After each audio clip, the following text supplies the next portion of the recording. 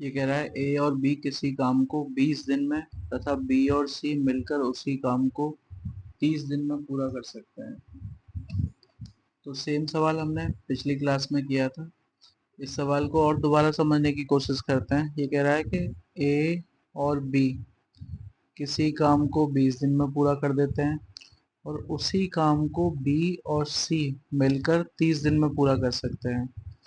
तो दोनों का एलसीएम लेके कुल काम निकाल लेंगे। तो 20 और 30 का जो एलसीएम आएगा वो कितना होगा, 60। इसका मतलब ये है कि ए और बी मिलकर एक दिन में कितना काम कर सकते हैं, 3। और बी और सी मिलकर एक दिन में कितना काम कर सकते हैं, 2 काम कर सकते हैं। अब सवाल में कह रहा है आपसे कि पहले ए 10 दिनों के लिए कार्य करता है, उसके बाद अगले 15 दिनों के लिए बी काम करता है तथा शेष कार्य सी अकेले 25 दिन में पूरा करता है। ठीक है, तो इस बात को ध्यान से देखो मेरी को, जो मैं समझा रहा हूँ। ये ए हो गया आपका, ये बी हो गया और ये हो गया सी।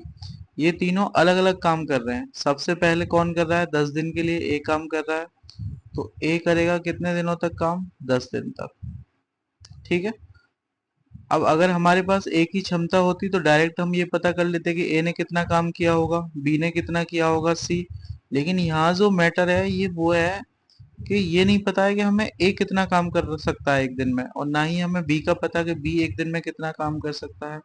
तो वही इस सवाल में समस्या है। थोड़ी सी तिकड़म बिठाएंगे और सवाल का आंसर आ जाएगा। और आपको समझना भी है कि तिकड़म कैसे बिठानी है और कैसे सवाल का आंसर लेना है। तो अब हमारे पास में ए और बी दोनों की मिला के क्षमता है, तो हमको ए और बी दोनों को मिला के ही काम कराना होगा। कैसे कराएंगे, देखो। ए सबसे पहले 10 दिन करता है, उसके बाद अगले 15 दिन बी काम करता है। लेकिन हमें ए के साथ कराना है और ए शुरुआत में कितना कर रहा है, 10 दिन। तो बी 15 दिन करता है, तो इसको हम ऐसे लिखेंगे 10 + 5। ठीक है। इसको लिख क्यों रहे हैं, इसको लिखने का जो कारण है वो भी बहुत आसान है। इसलिए लिख रहे हैं क्योंकि ए केवल 10 दिन काम करता है शुरुआत में और बी जो है 15 करता है। तो अब हमें बी को ए के साथ कराना है। तो बी ए के साथ कैसे कर सकता है, 10 दिन ही कर सकता है। तो जो बचा हुआ बी का काम है वो किसके साथ होगा, सी के साथ। इसी तरीके से हमें सी के साथ लिखना पड़ेगा। कैसे, देखो। शेष कार्य सी अकेले 25 दिनों में पूरा करता है। अब ये 25 दिनों में पूरा कर रहा है और बी का काम कितना बचेगा यहाँ पे, 5 दिन का। और 25 दिनों में हो रहा है, तो इसको हम कैसे लिखेंगे, 5 + 20। ठीक है। काम हमें वही कराना है, केवल तोड़ के लिखना है। और तोड़ के हम क्यों लिख रहे हैं, क्योंकि हमको ए की क्षमता नहीं पता है, बी की क्षमता नहीं पता है और सी की भी क्षमता नहीं पता है। अब देखो सवाल कितना आसान हो गया। क्या हमें ए और बी दोनों की मिला के पता है, पता है। ए और बी की मिला के क्षमता कितनी है एक दिन में काम करने की, 3।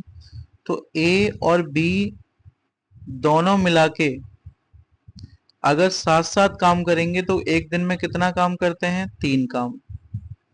और दोनों ने कितने दिन काम किया, 10 दिन काम किया। तो 10 दिनों में कितना काम हो जाएगा, 10 दिनों में काम हो जाएगा 30 काम।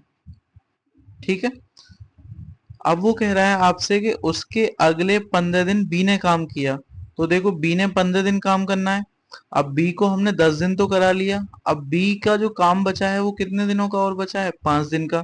तो ये जो 5 दिन का काम है इसको हम सी के साथ कराएंगे। तो देखो बी का 5 दिन का और सी का 5 दिन का, इन दोनों का हम एक साथ कराने की कोशिश करेंगे। क्यों करेंगे, क्योंकि हमको दोनों का काम पता है। बी और सी एक दिन में कितना काम करेंगे, 2। तो बी और सी दोनों मिलके एक दिन में कितना काम करेंगे, 2 काम। और दोनों ने मिला के साथ साथ कितना काम किया, 5 दिन काम किया।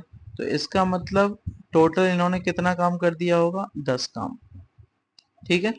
तो ए और बी ने मिलकर 30 काम कर दिया और बी और सी ने मिलकर कितना काम कर दिया, 10 काम कर दिया। तो अब ये बताओ हमारा कितना काम खत्म हो गया, 30 यहाँ हो गया और 10 यहाँ हो गया, टोटल 40 काम खत्म हो गया। अब बताओ कितना काम बचा होगा, 60 काम था, 40 काम हो गया, तो कितना काम बचा होगा, 20। अब ये जो 20 काम रह गया है, क्या ये बता सकते हो किसने पूरा किया होगा। तो आपको बोला है शेष कार्य सी ने अकेले पूरा किया हो 25 दिन में। तो देखो सी ने 5 दिन तो बी के साथ ही काम कर लिया। तो सी जो बचा हुआ काम है उसको करने में कितने दिन लेगा, ये वाले 20 दिन लेगा। तो सी 20 दिनों में काम खत्म कर रहा है और हमारा काम कितना बचा है, 20 काम बचा है।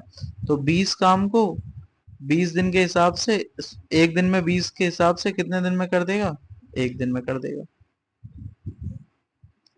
सॉरी, सी जो है वो 20 दिनों में काम खत्म कर रहा है और कितना काम है, 20 काम।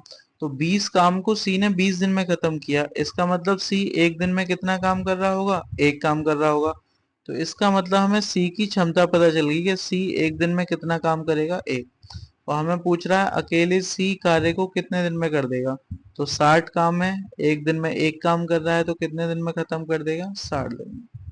समझ में आ गई होगी आपको बात, आसान सी बात है। चलो ऐसा ही एक सवाल और करते हैं ताकि आपको ये सवाल क्लियर हो जाएगा इस तरह से।